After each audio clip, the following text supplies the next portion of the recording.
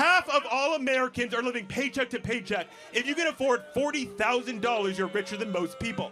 Now, Charlie Kirk just utterly obliterated this woke college professor. And I'm not talking about some light debate. This was a complete intellectual beatdown. The professor showed up armed with the usual leftist garbage, spouting the same tired nonsense about government control, equity, and the evil rich. And Charlie Kirk shredded him apart like a lion tearing into prey. Let's immediately jump in where Charlie Kirk makes this woke college professor look like a complete fool. All right, Charlie. So I ran for state senate because our government doesn't work well. There's a lot of waste. There's a lot of bloat. And yet the things that you're advocating about going against are what help people.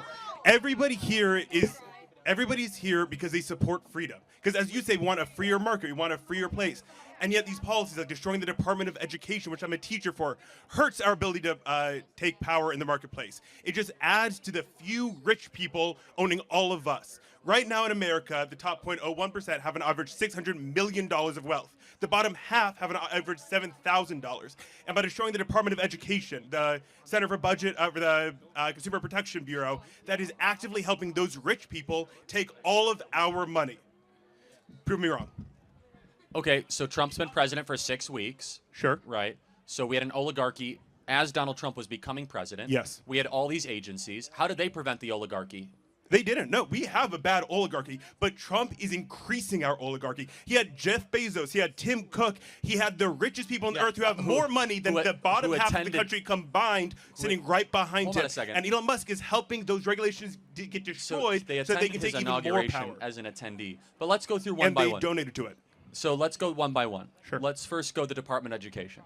So the Department of Education, which I'm guessing you're in favor of like $47 million going to improving learning outcomes in Asia. Yeah, okay, because helping other people helps us. I'm a teacher. When other people don't match our economy, when they can't participate in it, everybody's hurt by that. So I do have a question though. We're not even helping ourselves. Why should we help other countries? So you're right. We should help ours. You're right. We should help ourselves more. And that means funding the Department of Education, funding healthcare. Let me finish. Go. How does one help oneself? Have educational outcomes gotten better or worse since the creation of the Department of Education? The bloated Department of Education, you are right. We're spending way too much money on administration. That money needs to go to funding school meals. That needs to be reducing class sizes. You sound like a Doge advocate, teachers. Man. No, because Doge is not doing that. By destroying the Department of Education, they're not funding Title I classrooms. If we funded Title I classrooms with the money that we promised, every single classroom would get a paraprofessional, which would help my students immensely. So they are failing. And as you're saying before, that Florida is the most equitable state, it's not. The richest students get $2,000 more to their schools every year than the fourth quartile students. So I am curious, though, that the Department of Education, we've seen standards go down. They want to send it back to the states. By definition, we have the Department of Education. 11 million people are in education like yourself. 11 million of them. 6.7 million are administrators. 6.7 million are administrators. Can we agree we should fire most of those administrators? How is this even a debate? The professor literally just admitted that the Department of Education is bloated, inefficient, and completely failing students, and yet he still wants to keep it around. Charlie Kirk asks a simple question. Should we fire the useless bureaucrats who are eating up all the money instead of actually helping kids? And this guy dodges like he's in the Matrix. Come on, man. If you're admitting the system is broken, why are you fighting so hard to keep it? Look, I can't say that because I don't know what those administrators do. I think we have way too much money going to them. You're a teacher. Time out. I got to interrupt you. Are you a teacher? Yeah. What do the administrators in your school do? They help us out a lot. I mean, do you think I could manage my classroom if I didn't? Absolutely. You are wrong. No, I could not manage my classroom unless I had an administration helping me out. You need 5 administrators or 1 teacher. That's the ratio. That's bad. You're right. That's bad. Okay, but that's the current ratio. So 5 to 1. But secondly, let me ask you. This is a very important point. It should be reduced, but destroying the Department of Education is not the answer, because then you hurt the American economy by not allowing people to build up their human capital. Time out. We already have the evidence. From the advent of Department of Education, we are now 26 in education. We were top 5 when it started. We're the lowest in reading, math, arithmetic in the Western world. Department of Education has made our standard substandard, and we spend $250 billion a year on the Department of Education, and yet our kids we can't find a single kid that can read at grade level in a Baltimore public school or that can do math in a Chicago public school. And yet we keep on spending billions of dollars on it. So maybe the solution is crush the current system, Send the money back to the states, empower families and parents, moms and dads to spend the money as they see fit, more choice, more competition, and make it localized, not federalized. So here's the problem. The state of Florida introduced a bill. My opponent introduced a bill to provide $7,000 for school choice in Florida. That's government waste.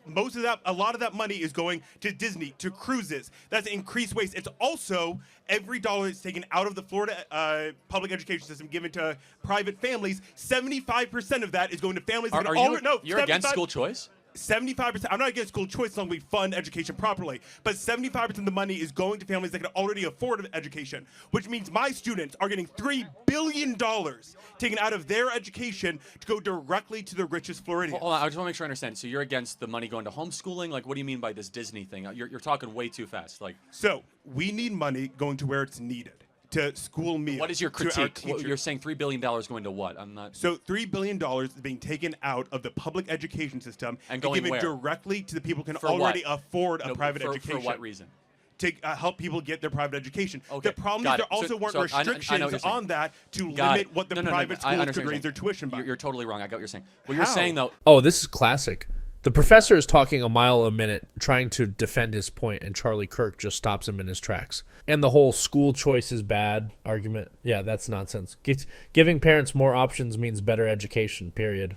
But these types always want to keep kids trapped in failing public schools because it keeps the system alive. And let's be real, it's not about education for them, it's about control. Charlie Kirk sees right through it.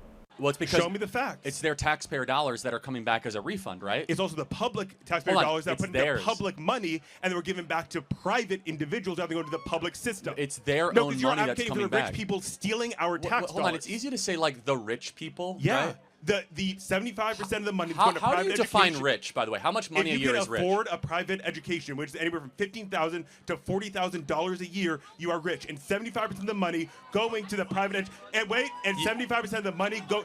Half of all Americans are living paycheck to paycheck. If you can afford $40,000, you're richer than most people. Now, 75%. 75% of the money that is going from the public education system into the private system is going to those who can already afford private education. What is the number one predictor of student success? How many years a teacher has been an educator? Yeah, actually, the quality of this teacher. So, can we agree at least, because we'll not agree on everything, that we should be able to fire teachers at will? At will is what do you mean at will? For what cause? If you're a bad teacher. What do you mean by bad teacher? I mean, you're on the line. No, what do you mean by bad teacher? Yeah, someone who doesn't listen to their students, is not good at what they do, graded by other teachers. For cause, not at will. Yes, we should fire teachers for cause. Okay, but I think that do we have too many teachers or not enough teachers? We have in Hillsborough County alone, we're missing 1,200 across the state of Florida. Across the state of Florida, there are 5,000 teachers. That's 50,000 students without an educator. You asked me a question. Let me finish. We need better, higher paid teachers. Yes, absolutely. And Florida has the 48th lowest average teacher pay. Why do you think that is? Because we have a Republican-controlled state for the past 30 years that are increasingly taking away money for teachers. But hold on. If I'm not mistaken, Florida is in the top 5, if not the number 1, on educational outcomes for students, right? On them passing, not actual outcomes. On them passing. So that's number 1 in the country, I think, though, right? And it was like number 30 or 40 back before school choice was. So I'm just curious at your complaint here. But it's fine. Let's just kind of go back to the thing. We'll go to the next question. Sure. The Department of Education, why should the federal government have any role in education? Because spending that money on helping people helps the entire economy. No, wait, that's not where the money's going. Let me finish. Helping people helps the entire economy. How has that worked? When you let people fall through the cracks, it destroys our economy. It's more expensive. When you take away the Consumer Protections Bureau, that helps $16 billion of scams go back to the American people. That helps our economy because then they can take place in the marketplace. What you're advocating for is to reduce the things that push people into the marketplace, to increase the barriers, and to destroy the freedom of our marketplace.